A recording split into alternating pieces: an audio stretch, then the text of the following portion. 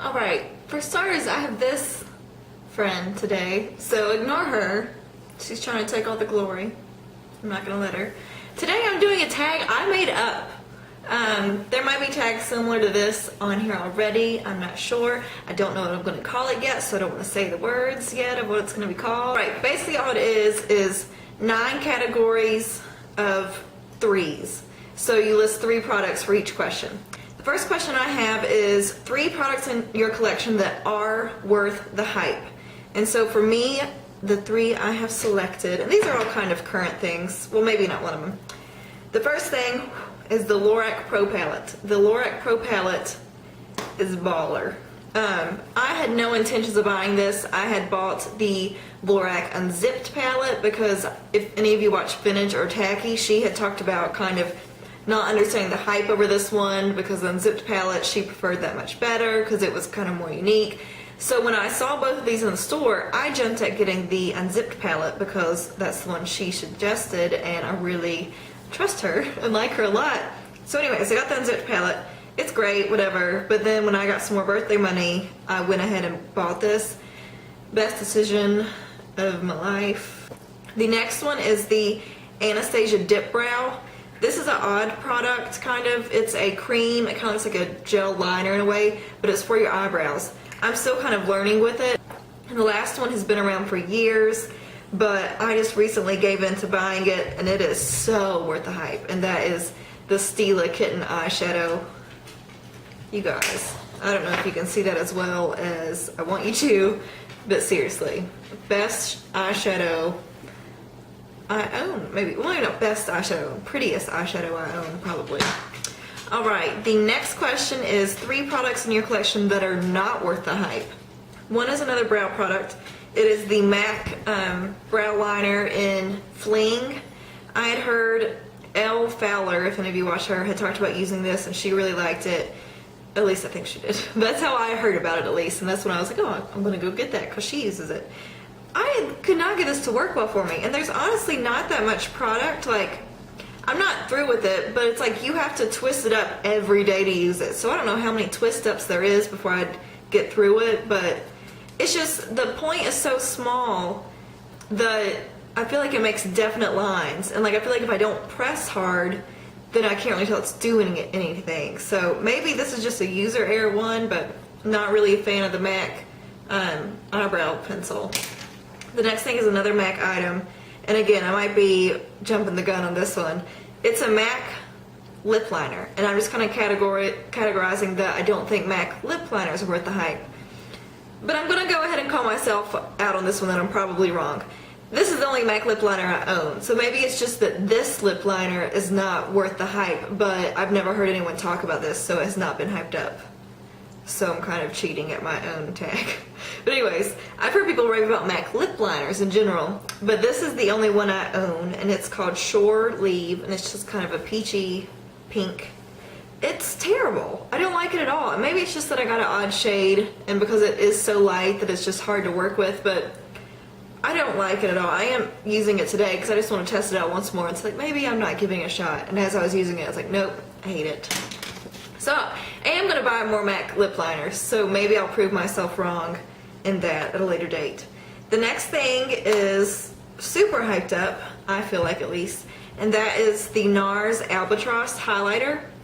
And mine is broken, so I don't want to tip it too much. It's kind of like a shimmery yellow color.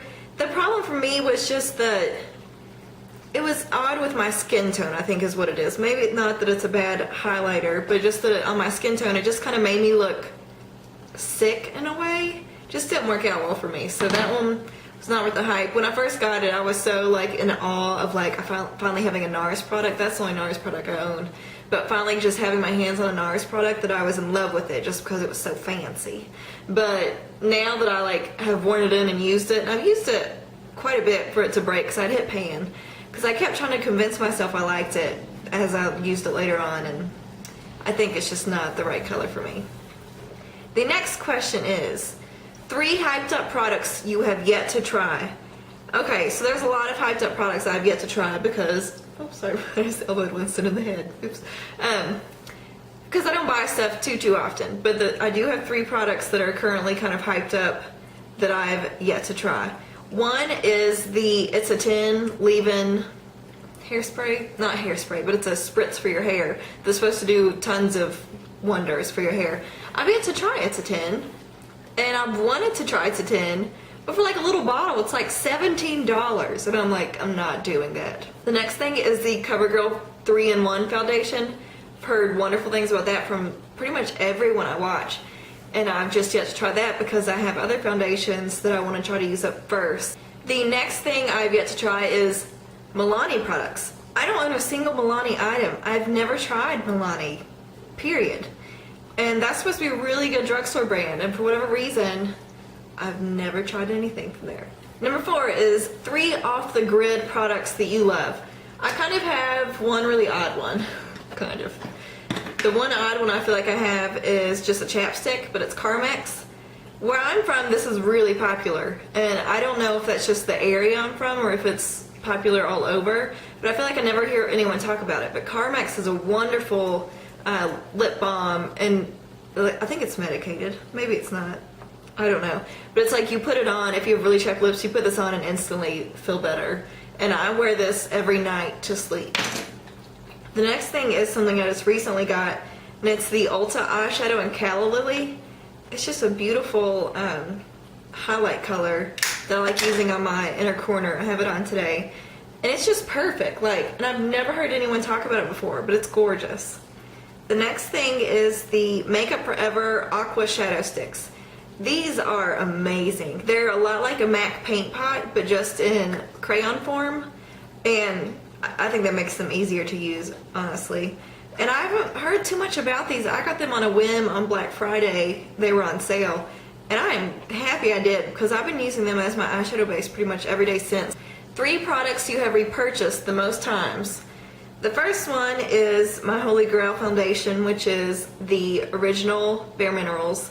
I've used this since 2005, so for a very long time. This year is the first year I've branched out to try other foundations, because with doing a channel, that's kind of important to have knowledge of various things besides just obsessing over one forever. But this is still hands down my favorite foundation. The next thing I've repurchased the most is the L'Oreal Carbon Black Liner Intense liquid liner. It has the felt tip. I think it just makes for really easy application of a wing, and I do a wing nearly daily, so I use this nearly daily. And the third one I don't have I don't have with me, because I don't have one currently, but it's the Maybelline 1x1 mascara. You've heard me mention this in bukus of videos. It's hands down my favorite mascara. Alright, the next question is 3 products that were complete game changers. And I do probably have more than 3 of these as well, but these are the ones I chose. The first one, because they stand out the most in my makeup journey.